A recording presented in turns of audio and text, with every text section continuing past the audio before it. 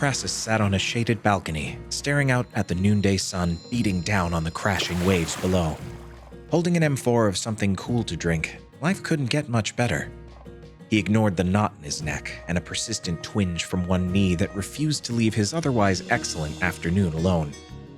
Soon, the aches and pains of a man who'd spent a lifetime on the road, fighting in clashes and training Elestrals, would be forgotten.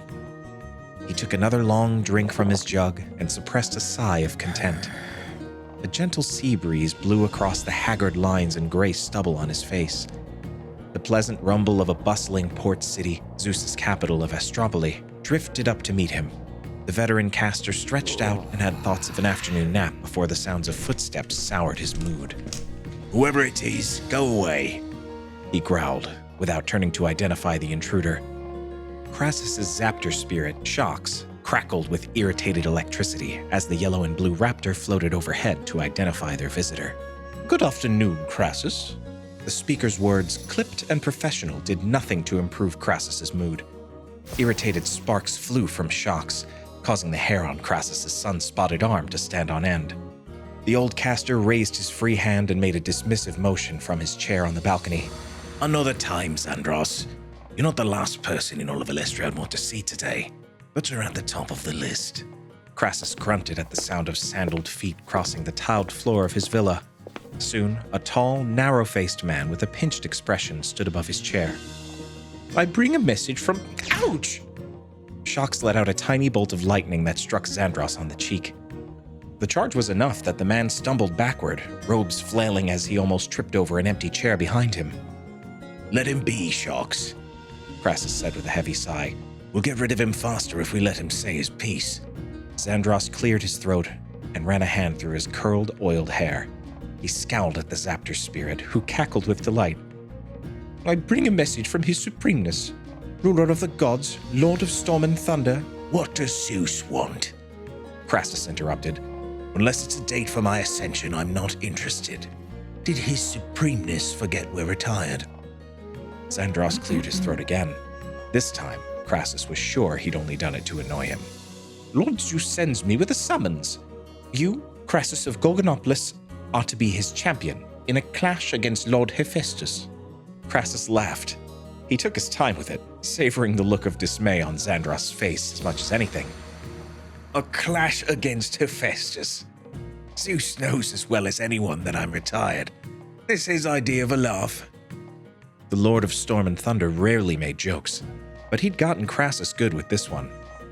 Watching Zandros, Crassus' wrinkled smile cracked, then faded away to his customary frown. "You're serious?" The messenger swallowed hard and glanced at the door, probably wondering if he could make it out of the villa unelectrocuted if Crassus turned sour. That's what Crassus would have done in his place. Zandros cleared his throat. "I assure you, Champion Crassus, this is no joke. Lord Zeus requested you personally for this clash." Anger spiked in Crassus now. Anger and frustration. A twinge of pain shot through his knee when he pushed out of his chair. He spoke inches from Zandros' face. "I am retired. Zeus already promised me immortality." Zandros looked everywhere but at the piercing eyes a hand's breadth from his nose. "Lord Zeus recognizes this and assures me that your ascension remains guaranteed as soon as this clash is won." From just over Crassus' shoulder, Shox hissed and crackled with furious magical energy. "I suggest you tell Lord Zeus that if he needs me that bad, he can come ask me himself." It was a dangerous threat to make to a god, to the ruler of gods even. Crassus didn't care. To his credit, Zandros didn't argue. The messenger mumbled something about delivering such news to Lord Zeus and backed out the door. Without seeing him out, Crassus returned to his chair, let out a grunt of displeasure as his aching body settled back into place, and reached for his wine jug. "What do you think Zeus will do now?" Shox asked, voice still buzzing with anger. "He'll find another champion, or he'll ask again," Crassus said, running a finger over the paintings on the side of his jug. "He asks again, he'll get the same answer." "I don't know how the Lord of Storm and Thunder will take a second no," Shox said, floating down to land on Crassus' knee so the two could talk face to face. "We'll see, won't we?" Crassus muttered. He reached for a plate of olives and cheese sitting on a small table at his side and popped a handful of the olives into his mouth, talking around them. Until then, we're still retired. The temple of Hephaestus rang with striking hammers. Thick, metallic smoke hovered above the forge Adara worked, a haze of black fit to match her mood. Bang, bang, bang, bang, bang, bang, bang.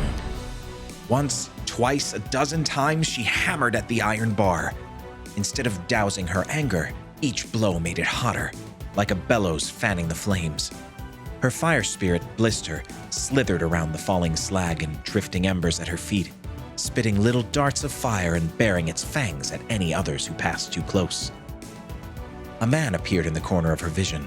Adara's eyes focused on the glowing orange bar in front of her, hammering away. The man drew closer, standing just in front of her anvil now. He wore a thick leather smith's apron, his bare chest covered in dark hair, patches missing from recent burns or long-cooled scars. Bang, bang, bang, bang, bang. Adara's hammer froze in mid-strike. A man gripped her wrist. Before her Vipyro could strike him, he spoke. Lord Hephaestus wishes an audience. Glaring at the man, Adara let her hammer fall. It landed a finger away from his foot. He didn't flinch.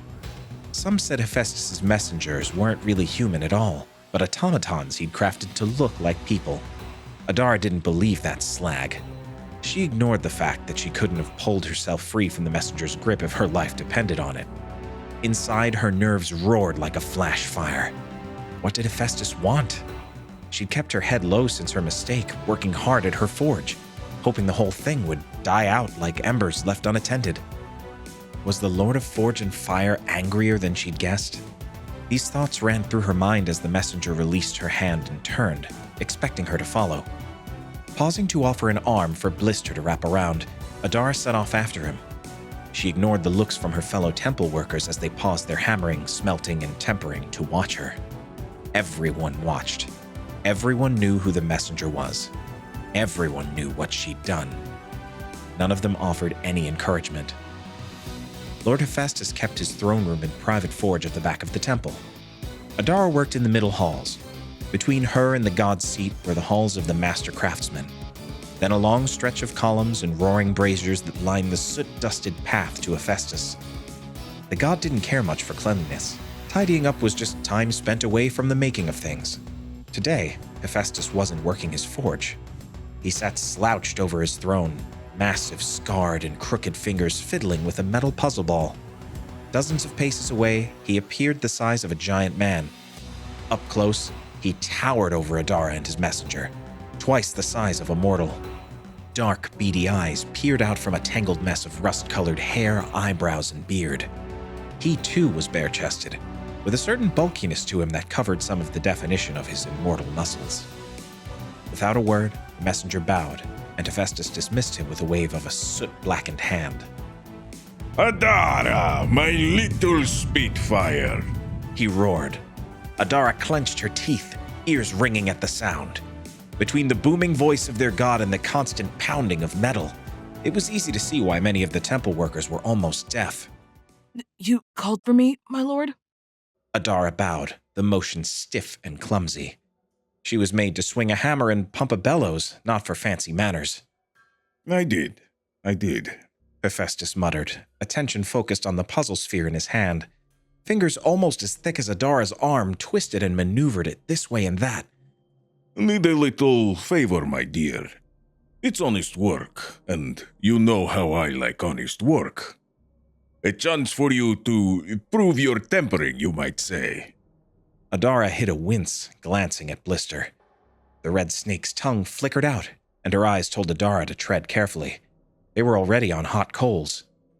I am here to work as you require, my lord, she said. Just tell me the job. Aha! Hephaestus held the puzzle up high in triumph, then tossed it over a shoulder. It clanged against a pile of scrap metal somewhere behind his great throne. He cleared his throat, and his gnarled eyebrows bunched together. Where were we? Right. A little job for you. I'm having a bit of a spat with my father. The heat in Adara's belly flared hotter. Hephaestus meant Zeus. Hephaestus leaned forward, the muscles of his hairy arms standing out as he gripped his throne. I need someone to defeat his champion at all costs, Adara. Do this, and you will be forgiven. One of my most favored workers, even. Adara wanted to ask Hephaestus what this clash was about. The question burned inside her. She'd never seen her patron god like this before. A hunger roared like dark flames behind his eyes. She kept quiet. If she'd learned one thing, it was to keep her mouth shut. I'll do it, she said. This was her chance. Hephaestus laughed and slumped back in his chair, soot-stained fingers playing with the singed ends of his beard. Don't you wish to know who you'll face before you accept? Rumor has it, Zeus wants Crassus Stormcloud back for one last fight. It doesn't matter, Adara said. Remembering who she was talking to, she quickly added, my lord. And she meant it. If this was her shot at redemption, she'd take it, no matter the cost. She'd heard of Crassus Stormcloud before. Famous caster, big name. Didn't change that he was the thing standing between Adara and a fresh life. I like your fire, girl, Hephaestus said. Prepare yourself. The clash will be at the Summer Solstice Festival. Adara bowed and turned to leave. Adara! Hephaestus' voice rang out like a hammer striking white-hot iron. She turned. I must win this clash. Do you understand? She understood. Hephaestus was telling her this was her chance. Make a slag of it, and her life as a temple forger would be no more. She nodded. I'll win. Whatever it takes. Zeus was more patient than Crassus had guessed. Then again, he was dealing with one of the gods of Elestria, created at the beginning of the world. After living that long, Crassus supposed you couldn't help but learn to wait a little while. The Lord of Storm and Thunder didn't come that day, or the next. Neither did more messengers. Shox thought they'd found another champion. Crassus knew better. Sitting in his chair, watching the sunset over the ocean, he was sure Zeus was toying with him. If it had been urgent, he would have sent some of his devotees to bring Crassus before him in the temple. Or he would have come to Crassus. Instead, the game continued. A wave of orange and red rippled over the ocean like polished bronze. Sunset. Crassus took a long drink from his amphora and decided he hadn't watched enough sunsets in his time. Always busy running around trying to prove himself to gods and mortals alike, never making time to appreciate life. And the less you appreciated it, the faster it passed you by, like a flash of lightning in the night, there and gone in a blink. Is this what retirement's gonna be like? Shox asked. Sitting around doing nothing all the time? The Thunder Spirit hated sitting still, couldn't sit still. Even now he buzzed about the room, knocking moths and bugs out of the air with little zaps of electricity to amuse himself. If Crassus's hair hadn't been shaved to a stubble, it would have stood on end from the building static electricity. That's the point, he yawned. You stay busy all those years so you can save up doing nothing later. A brilliant bolt of silent blue-white lightning split the air outside of the villa. Crassus was still rubbing the spots from his eyes and trying to get the stink of ozone out of his mouth when Zeus appeared on the balcony. Even in mortal size, Zeus's corded muscles stood out from his toga, his square jaw clenched. Wild, pale yellow hair and a massive beard framed his face like a swirling bank of thunderclouds. Crassus fought the urge to stumble to his feet. Instead, he summoned all of his courage and raised his jug to the most supreme god of Elestria. Good evening, my lord.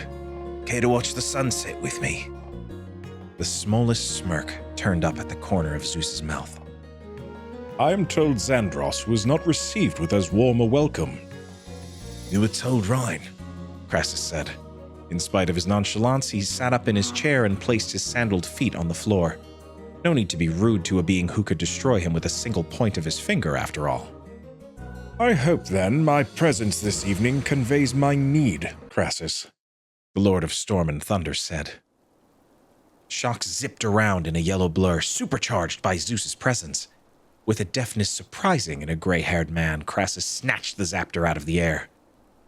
It certainly does that, he said, placing Shocks on his shoulder. I'm afraid my answer's the same, though, my lord. Zeus's brow furrowed. Crassus glimpsed actual lightning in the god's eyes. You are not an immortal yet, dear champion, and if you are not careful, your impertinence may lose you more than my favor. There's nothing stopping you from blasting me like a Titanostrike with a toothache, Crassus said. But we both know you can't go back on your vow to grant me immortality. The gods might have the power to raise the oceans, split the skies, and shake the earth, but they couldn't go back on an immortality pact. It was an unbreakable oath. And that is why I am here asking, my faithful Crassus, Zeus said. You are the only caster I can trust for this clash. Why is that? Hephaestus and I are vying for control of the Amalthea Valley, Zeus said. Crassus let out a low whistle. The Amalthea was the breadbasket of Elestria, the richest forests, wealthiest mines, the best grazing and farmland around. The pantheon that controlled it ruled Elestria's trade, no matter who actually came out on top of the Elestriad. Zeus had lost it long ago.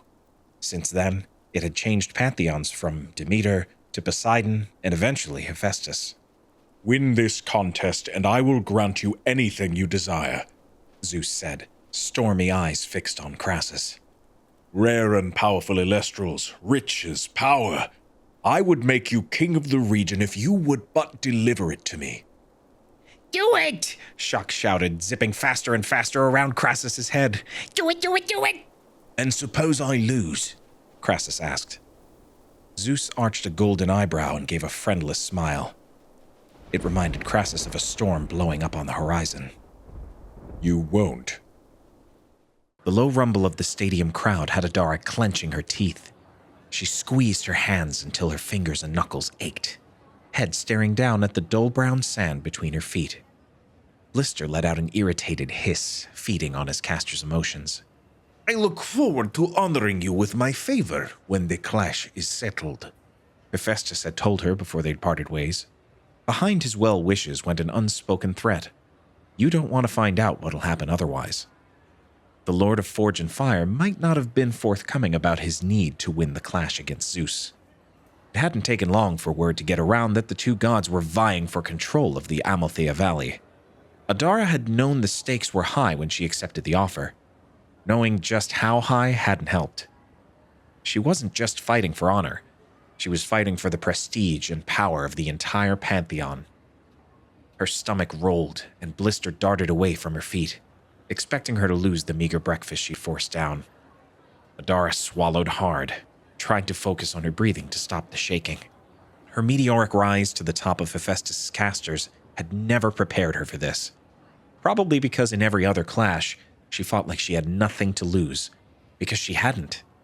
Now, everything was on the line. Both what little she had and any favor she ever hoped to gain as part of Hephaestus' pantheon. Outside, a long, deep horn reverberated through the stadium, a warning call for spectators to take their seats. The clash would soon begin. Adara slid the bronze knuckle guards over each hand. The rune stones holding her Elestrals were set in the artifacts, 2 on the left hand and 2 on the right. She rubbed her palms over each, a ritual she'd done for as long as she'd owned them. The smooth, cool runestones calmed her racing heart. She stood, ignoring the weakness in her legs, and eyed Blister. The Vipyro hovered in front of her, gave a slow nod, then settled in place around Adara's neck. Sucking in a long breath, Adara exhaled and looked out at the doorway, illuminated by the harsh noonday sun. Let's win back our lives. Crassus hated the buzz of the crowd before big clashes like this. Made it hard for him to get a real nap, as has been his tradition before any contest over the last several years. He couldn't even doze properly with all the Titan-cursed noise. When he heard the drum, he let out a satisfied grunt. At least now, people would take their seats. The wait was almost over. Soon the clash would be over too, and he could get on living life on his own terms. Forever. As one of Zeus's honored immortals. In his younger days, he'd set his runestones in a glittering golden bow artifact won in a tournament. The inside joke was that he couldn't hit a target to save his life, but the artifact was fitting for a man named Crassus Stormcloud. In recent years, when he'd cared less about appearances and reputation, he'd sold the bow and placed his runestones in a simple staff, short enough it could almost pass as a cane. That was when the world had gone from calling him Crassus Stormcloud to Crassus the Elder. There was no Crassus the Younger. Tapping the butt of the staff on the soft sand, Crassus called forth his Elestrals. In a flash of golden stardust, his 4 companions appeared in front of him. Lycavolt, who'd been with him since the beginning as an ampup, through thick and thin and everything in between. Sonicor, instrumental in his rise to the top of Zeus's casters. He'd almost died on the journey to find and bond with it. Emperor Watt, almost as hardened a veteran as Crassus himself. And last, the youngest member of their group, Rycerus. While the older, more experienced Elestrals stood stoic in front of their caster, Rycerus raced around in circles, quickly joined by Shox. In a moment, the pair were a blur of yellow electrical magic and crackling static. "That's enough," Crassus grumbled at the pair. A crooked smile played at the corner of his mouth as Rycerus and Shox settled down. He fought the urge to let out a long breath and instead met each Elestral's loyal gaze. A wave of emotion hit him. Crassus cleared his throat, widening his eyes to keep the tears from welling up. "You know what this means?" he began in a gruff voice. "Chances are, it's the last time we'll fight in a clash of this importance. It's been a long road. We've fought and clawed our way here. Let's show 'em what we're made of. One final time." Reverberating cries rang out from the gathered Elestrals and Shox. Hissing, buzzing, howling agreement. One by one, each faded into stardust and returned to their runestones. In a moment, only Lycavolt and Shox were left. "If this is our last clash as the mortal champions of Zeus, we'll make it one to remember." Lycavolt's thoughts pierced Crassus' mind. The great wolf nodded his head once, golden horns sparking above his shimmering white fur. "Thanks, old friend," Crassus said. "Let's show 'em we've still got some fight left, eh?" Rolling cheers and shouts met Adara, and she stepped out of the shadows beneath the massive stadium. The white sand blinded her. Instead of raising a hand to shade the sun overhead, she scowled. Her blood burned inside of her, muscles tensed and primed, even though her Elestrals would do all the fighting this day. A winged god, skin golden, clad in robes of shimmering silver, stood in the middle of the sand waiting for her. Zealous, god of rivalry and competition. Belonging to none of the pantheons, he presided over the Elestriad and major classes, like this. Clashes whose outcomes changed the course of Elestria, the pantheons, and uncountable numbers of mortals for years and decades to come. "Welcome, champion of Hephaestus," Zealous said, inclining his metallic head to Adara. The god stood 2 feet taller than her, all metal and shiny like a statue brought to life. Adara had heard somewhere that the Olympian gods had created him to be an impartial judge in their contests. Adara nodded, still scowling from the blinding sun. By the hammer, it was hot. Sweat trickled through her hair, down the small of her back. The air was dead, not even a puff of a breeze. Between the shimmering sand and the midday sun, Adara felt like she was standing in front of a forge. A tremor rippled through the crowd. Adara looked across the arena and spotted the other champion, the one they called Crassus the Elder, or Old Man Crassus, depending on how much respect you thought he deserved. "He's been winning clashes since before you could do anything but scream for your mother," one of the temple forgers had told her. "Crassus! Crassus! Crassus!" They shouted his name faster and faster, working themselves into a fury. Adara turned her head to the side and spat in the sand. She didn't need to be the crowd favorite. All that mattered was beating this old man who still thought he could clash. Crassus gave the girl a passing glance as he tromped toward her and Zealous. The Titan cursed sand made his limp worse, and walking that much harder. He played up his bad leg a bit more than it actually bothered him. Might be the girl would overestimate her chances when she saw the old gray hair struggling just to walk. Inside, the cheering crowd charged him like a blast of thunder magic straight to his heart from Shox. The Thunder Spirit loved the energy of the arena. zipping around Crassus's head, showering him with sparks of gold. Crassus let him soak in the crowd's approval. Shocks would never compete in a venue like this again. The moment belonged to the spirit as much as its caster. Reaching the Hephaestus champion and zealous, Crassus fought to keep his breathing level. The trudge through the fine sand took more effort than he wanted to admit. A memory of a not-so-distant past when he'd trained by sprinting through sand just like this sprang to mind. Crassus banished the thought.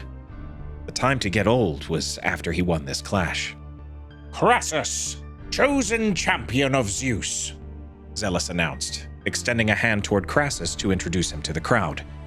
Magnified by his divine powers, his voice boomed across the arena, loud as a thunderclap. The cheers rang out, and the chants resumed with greater fervor. To hide a smile, Crassus scowled. There was a long list of things he wouldn't miss about being a caster. The feeling that crept up his spine in the middle of an arena surrounded by screaming spectators wasn't one of them. Adara, chosen champion of Hephaestus. The crowd roared again, but if anyone chanted Adara's name, Crassus couldn't hear it. Seemed the Hephaestus pantheon wasn't sure what to think of their champion. The two competitors exchanged curt nods. Lord Zeus and Lord Hephaestus agree that the winner of this clash will be awarded the Amalthea Valley, all of its towns, farms, mines, forests, and resources as declared by Themis, goddess of justice. Each caster will compete with 4 Elestrals and be allowed 1 empowerment. Individual battles will continue until each Elestral is defeated and gives up its shade, or is withdrawn by its caster. The victor of the clash will be the caster with the last Elestral standing. I, Zealous, stand as witness and judge for this clash. Do either of you have any questions? The red-haired girl shook her head, looking like she'd rather fight Crassus with a knife than her Elestrals. Nope. Crassus grunted. Let's get on with it. Zealous gave a slow nod. The clash begins on my mark. Best of luck to both champions. Spreading his golden wings, he leapt into the air in a spray of sand. Adara settled into a fighter's stance. She'd adopted it from the men and women who'd fought with bronze knives during the duels between humans, though it gave her an aggressive look. The old fool Crassus looked about ready to take a nap as he rolled his shoulders back in a stretch and loosened his neck from side to side. This was the best Zeus could find? It wouldn't take long to put the man down. A golden ram's horn blared a deep note. Zealous's voice boomed from where he hovered in the air above them. Begin! Adara gave a wordless shout and punched a hand forward. Waspire appeared in a flash of red sparks, wings buzzing above the sand. Crassus thumped his staff into the sand. Emperor Watt appeared in a crackle of electricity. The 2 Elestrals charged forward. At a thought from Adara, Waspire raised its stingers, firing a series of projectiles. Sand exploded around Emperor Watt as the bulky Elestral moved with grace, zipping from side to side, flipper-like wings propelling it out of the way of Waspire's flame stingers. Emperor Watt pulled up a moment before Waspire collided with it, clapping its wings together. A blast of lightning appeared from nowhere. Waspire caught the attack full on. Adara shouted, throwing up an arm to cover her eyes from the blinding flash. When her vision cleared, Waspire lay in a scorched ring of black and smoking sand. A pale, luminescent red ghost of Waspire rose up from the Elestral's body. As the rest of it faded away in motes of golden stardust, Waspire's shade drifted back to Adara's knuckle runestones. A point for Crassus and Emperor Watt! Zealous shouted. Crassus gave a slight nod as Emperor Watt turned to golden dust that flowed back into its runestone. Adara cursed under her breath. It had all happened so fast. How did Emperor Watt move like that? She hadn't seen Crassus use an empowerment, the enchantments that casters and their spirits use to temporarily imbue their Elestrals with greater power. Anger at her recklessness flared inside Adara. Instead of calming down, it enraged her further. Come forth, Leonite! Adara screamed, punching the air with her fist. Crassus tipped his staff forward in silence. A buzz filled the air as a Sonichor appeared across from her Leonite. Sonichor was as large as a horse, a powerful feline body not unlike her Leonite's, with a lashing tail ending in a lightning bolt. It unfurled its dark wings and shrieked, throwing back its white bat's head to the sky. Leonite roared in answer, the fires of its mane and tail flaring in a blast of heat. Constellation markings across its body pulsed with magic and anticipation. The fight began in a flash. Adara stoked her rage until it burned white-hot as her Elestral. The anger cleared her head. Blister hovered before her, pulsing with heat like a superheated kettle. Red skin white-hot. Ghosts of white flames burst across both of her closed fists as Leonite dodged nimbly this way and that, avoiding Sonocor's lashing tail. When the flames grew to about the size of her head, the empowerment exploded across her Leonite, increasing its speed and the attack of its own flames. Leonite roared, flames licking at its fangs. Bounding away from another attack, it opened its mouth and let out an eruption roar. The flames shot across the gap between the two Elestrals, forming into a massive lion that pounced on Sonocor and drove it into the ground. As Sonocor and the flame lion fought to gain the advantage, Leonite roared again, feeding more of its magic into the fire. As the attack faded, Adara caught the end of Crassus' shout. Pinned to the ground, Sonocor flicked its tail, not at the magical flame lion, but toward Leonite. Before Adara could warn her Elestral, a blast of lightning caught Leonite full on. Adara's Elestral stumbled. Hang on! She shouted, filling her telepathic connection to Leonite with thoughts of willpower and endurance. Leonite swayed. The summoned flame lion smoked and wavered, losing shape and power. Just before Sonocor fought free of the fiery entrapment, it moaned in pain and slumped to the ground. Its shade rose from the sand a moment later. Adara hissed in feral celebration between her clenched teeth. The tangled gray eyebrows on Crassus' head rose, his only sign of surprise. The girl was good, probably better than he'd given her credit for. As Sonocor's shade drifted back to its runestone, he mulled over his next move. Some decisions never got easier with years. If Adara recalled her Leonite, she'd waste the lasting effects of the empowerment she and Blister had placed on it. Emperor Watt handled Waspire quick enough that it might have enough left to defeat Leonite. If not, he'd be down 2-1. So, what to do? Crassus made the call. A long, successful career as a caster came down to trusting your gut and your Elestrals. Flicking his staff, Crassus casted Emperor Watt again.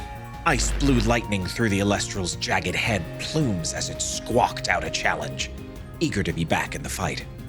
Still empowered, Leonite sprang forward, fires blazing. Emperor Watt dodged to the side. Leonite struck empty ground and shot away, carried by the sheet of ice Emperor Watt had left in its place. The ice steamed and screamed from Leonite's fire mane. Smacking its flippers together, Emperor Watt unleashed a bolt of frozen lightning. Now it was Leonite's turn to dodge. Dropping flat on the wet sand, the lightning arced over its head. It sprang up an instant later and roared. The deafening sound hit Emperor Watt like a brick wall. Crassus' Elestral stumbled, and Leonite pounced. "Frozen fortitude!" Crassus commanded. The instant before Leonite struck, Emperor Watt raised its flippers in a cross. A shimmering shield of ice and electricity crackled in front of it. Too late for Leonite to avoid. Fire met ice and lightning in a shattering explosion. When the air cleared, shades rose from both of the motionless Elestrals. Crassus grunted. He'd underestimated the power behind Adara's empowerment. Emperor Watt did its job, though. Couldn't be mad about that. The old man considered his options. Of the two that remained, only one would match up with Ursir his sources had told him Adara was bonded with. Question was, would she save Ursir for the final fight? He still had his empowerment, too. Had to be smart. Let the young hothead trip up. Slowing down, old man? Adara taunted. She hadn't sent out her next Elestral yet. The veteran move surprised Crassus. Most young casters couldn't wait to reveal their next Elestral once they started on a victory streak. For all her fury, the girl had smarts to her as well. "No need to rush things," Crassus hollered back, stalling for time. Zealous would be after him soon to make a choice. He drummed his fingers along the side of his staff. He'd made up his mind, but couldn't hurt to throw her off balance a little. I'm not falling for that! Adara yelled again. You lost the last round before the tie! You've got to send your Elestral out before mine! Crassus rolled his shoulders. She was smart, but that didn't mean she wasn't getting cocky. No need to guess at what she'd do if he could goad her into making the choice he wanted. He'd made up his mind. All right then, Lycavolt. Let's see what you can do. An arcing electrical current rose from the third runestone on Crassus' staff. The smell of burned ozone blasted over the two casters as Lycavolt materialized. The white and gold-furred wolf stood on two dark purple legs, fangs bared. It tipped its head back and let out a chilling howl that ended with a boom of thunder. Adara smirked. Measuring strength? Earthseer! Crassus silently congratulated himself. Her pride made the girl do just what he'd anticipated. A whoosh of heat and flame summoned the fire bear. Earthseer roared, ruby eyes blazing, and smacked its massive, burning blackened paws together. A sheet of fire raced for Lycavolt. The moment before the flames struck, Lycavolt leapt clear, high into the sky. Thunderous howl, Crassus thought. A boom of thunder shook the clear noon sky. Twin lightning bolts, one of white and one of purple, shot from Lycavolt's claws. Earthseer raised a flaming paw and batted the white bolt aside. The sheer force of the magic sent the bear staggering back. Adara's cry rang out as the purple bolt struck Earthseer before it could recover to defend itself. But Earthseer refused to fall. The stench of burned hair filled the arena. Earthseer roared in defiance as Lycavolt landed in the sand. Raising both paws overhead, it slammed them once, then twice into the ground. Lycavolt bounded to the side as a fissure split the white sand beneath its feet, and a plume of volcanic heat and scorching lava engulfed the spot the wolf had stood a second before. Through their bond, Crassus felt the pain as blistering heat ate at Lycavolt's remaining stamina. Earthseer closed the gap between them. Lycavolt howled again. In a burst of electricity and fire, the pair collided. The fight descended into a physical brawl between two Elestrals, each determined to overpower the other through sheer strength. Lycavolt snarled, grabbing each of Earthseer's burning paws. Crassus squinted at the pain felt through their bond, but Lycavolt held on. Roaring, Earthseer flung Lycavolt backwards, pulverizing its opponent with a series of clubbed paws. Shock zipped around Crassus' head in a tizzy. Use your empowerment! Use it! Use it!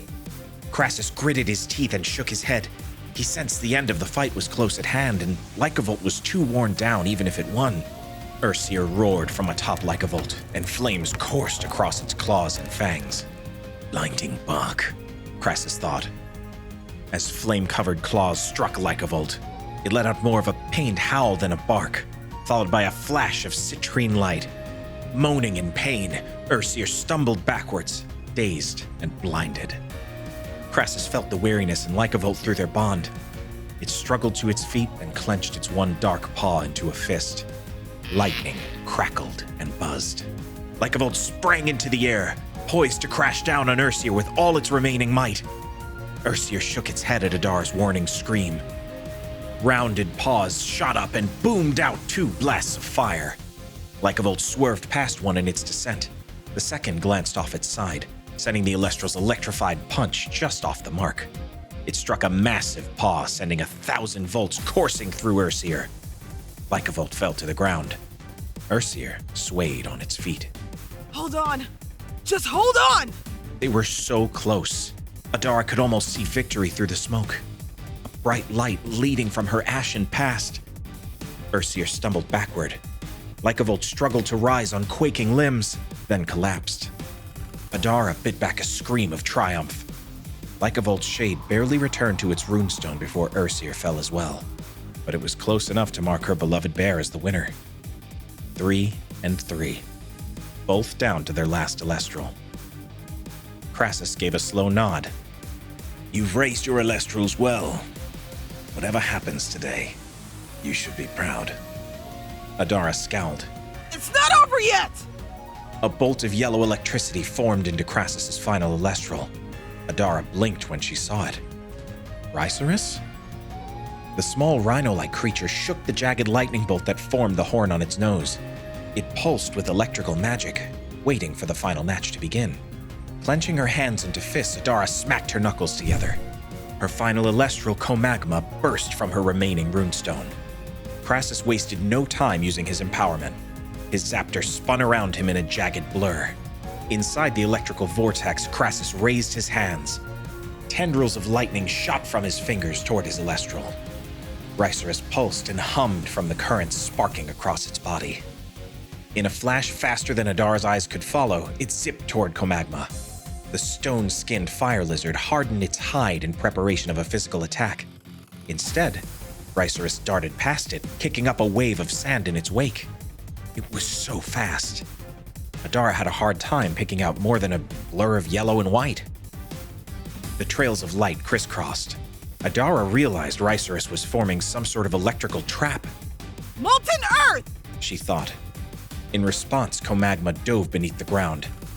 A wave of sand rippled as it swam forward. Crassus commanded Rycerus to continue its pace. Scorching heat shimmered above the sand, intensifying until even Adara, a daughter of fire, raised a hand against it. Molten white sand pulsed.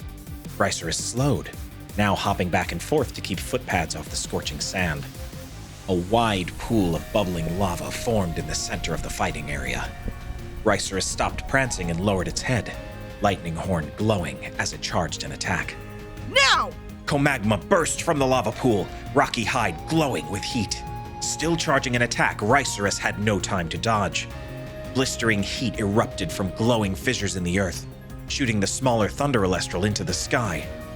Rycerus crashed to the ground on the opposite side of the arena, yellow hide scorched black. Adara smirked. Comagma stood proud over the fading lava pool, turned glassy from the superheated sand. Its tail lashed back and forth in anticipation. Any moment now, Rycerus would give up the shade. To her surprise, the little rhino staggered to its feet. Crassus grimaced. He'd been too greedy, trying to execute Rycerus's lightning horn before the Comagma finished its attack. Thanks to his empowerment of speed and fortitude, Rycerus had held on, though only by a spark. They weren't out of it yet. The little Elestral shook off the devastating attack and summoned the last of its strength to charge back into the fight. Faster, Crassus willed it. Faster! The little Elestral became a golden blur of sparking light, thunder magic built in its horn. A thunderous charge. Adara had time for a single decision. Could Comagma's defenses handle the attack or not? Comagma lowered its head in answer and powered forward to meet the attack head-on. Flames roared from the cracks between its stone skin. A moment later, fire met thunder. Lightning exploded, flames roared. When the smoke and sand cleared and the heat wave fell, both Comagma and Rycerus were back on their feet. Scorch marks covered both Elestrals. They swayed where they stood, each at the end of its strength. Adara braced her mind for a last stand, the final tactic a caster could use to squeeze the last bits of power from their Elestral.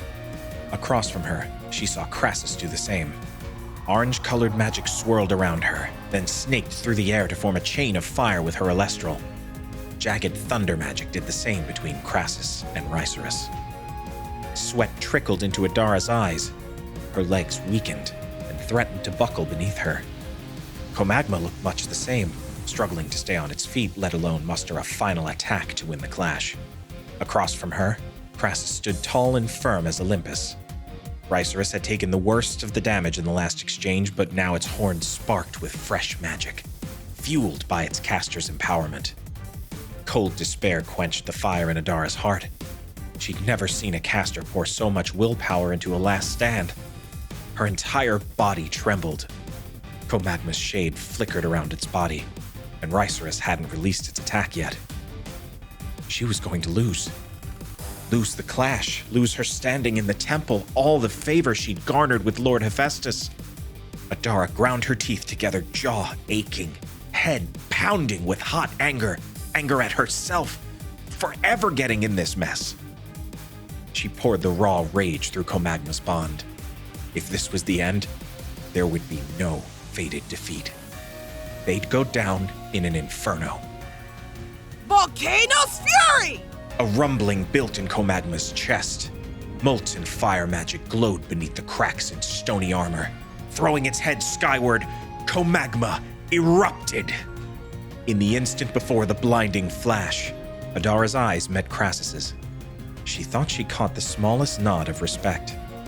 When the inferno faded, Rycerus' charging horn flickered, then lost its last jolt of magic. Crassus staggered. No! He threw up a desperate hand. Rycerus collapsed and gave up its shade. Adara sagged and released her hold on Comadma, who sank to the sand and faded into stardust. Relief crept over her, like a comforting fire bringing heat on a cold night. Blister wrapped around her arm in a hug, hissing and rattling its tail in triumph. Crassus limped toward her as Zealous landed. The old man offered a hand, which Adara shook, while the god of rivalry and competition declared Adara and the Hephaestus pantheon the winners. Well done, young lady, Crassus said. He let go of her hand and tried to pull away, but Adara still had him in her grip. She needed to know. You should have won. She hissed in a low voice that only he could hear. Who are you? You've got a bright future as a caster, the old man said. Take a word of advice from someone who's done this for a long time. Don't burn so hot you turn to ash before your time. Not waiting for a reply, he pulled away and limped out of the arena. Crassus! Zeus's voice boomed like a summer storm. Crassus sighed and rose from his chair. Better stand for this one. The Lord of Storm and Thunder strode in, doors banging open ahead of him with a crackle of electricity. I should have chosen another champion. Crassus shrugged. I told you I was getting old. You were winning 2 shades to 1, man! Crassus spread his arms apologetically. I am sorry, my lord. He did his best to sound sincere and contrite, and hoped Zeus bought it. Lightning flashed in Zeus's eyes. Enjoy your retirement. The way the god spat out the word, it sounded almost like a curse. Before Crassus could muster a response, Zeus was gone in a blinding streak of electricity. In the distance, thunder boomed. Crassus looked out over the bay and saw storm clouds boiling. No one would get much sleep that night while Zeus vented in the heavens.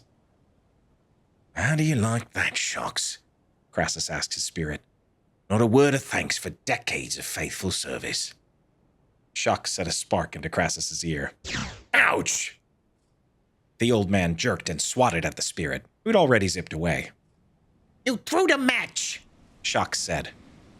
Crassus waved a hand. You don't know what you're saying. Just lost my edge is all. Time to give it up. Shocks flew in front of Crassus's face. You can't fool me. I know you better than anyone. I know your limits. You could have held out for twice as long as you did there at the end. A crooked smile split Crassus's face. It faded, and he shook his head. You come this far. You sit on the top like we have. You have everything you could ever dream of. His voice trailed off, and he settled down into his chair. Zeus's fury meant there wouldn't be a sunset, but the lightning storm would do fine for the evening's entertainment. What's your point? Shox asked, landing on Crassus's knee and looking up at the old man. She needed that more than we did, Shox. That young Spitfire's got a lot more life ahead of her. Wouldn't have been fair for me to ruin it after we'd had a good run. Paying it forward to help the younger generation, you might say. And besides, I told Zeus to find someone else. Can't help that he didn't listen, can we?